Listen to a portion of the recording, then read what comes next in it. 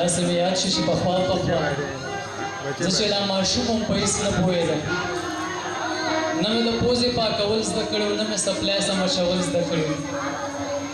د پلار نه پاتې شومه ډېر وړوکې مور مې ګرځولو د جامو پڼډو کې کلي په کلي به یې جامې خرڅولې په چا یې سپینې په چا سرې خرڅولې چې مزدوري به یې وکړه ښه به م خوړه چې کله نه وه بیا سړه به م خوړه هر ماښام ستړې ستړې ماته به وه ډانګې په لاس غوټه یې شاته به وه تېنه به یې زیبه لار کې سپو خوړلې شونډې به یې وچو سویلو خوړلې چې د خبر په پوهېدو شومه سکول ته د تلو د راتلو شومه نو کتابونو له پیسې نه وې زما بسته نه وه جامې نه وې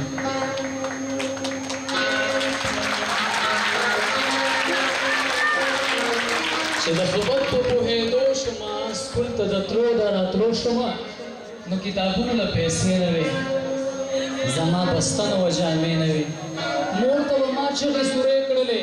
منډې به ما تر دروازې کړلې مور به په منډه را ایثار کړمه د سکول وړو ته به یې خوار کړمه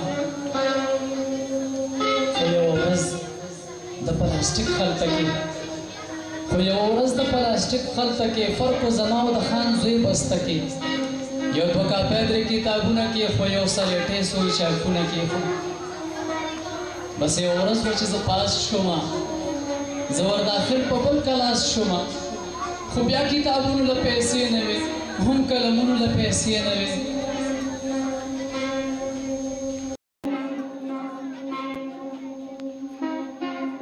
مالک ته مور مې قرض او دار له لاړه د کلي هر خان له هر خوار له لاړه چې پیسې ورنه کې ستومان راغه لکه ګلی چې د اسمانه راغه کوټې ته لاړه سې په پټه یوړه پټ د پلو لاندې غوټه یوړه لږ ساعت پسې کتابونه لاس کې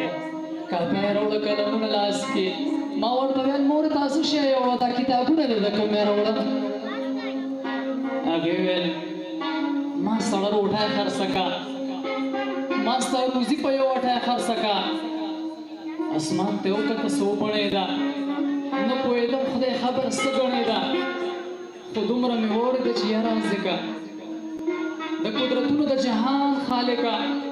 هغه روټۍ دې هم سړه رانه کا خېټه دې هم چرې مړه رانه کا نو د مور خیرې مې لا غوږونو کې دي د مور سلګۍ مې لا غوږونو کې دي زما په سر هغه روټۍ را یاده ده راته د مور هره سلګۍ یاده ده راته د مور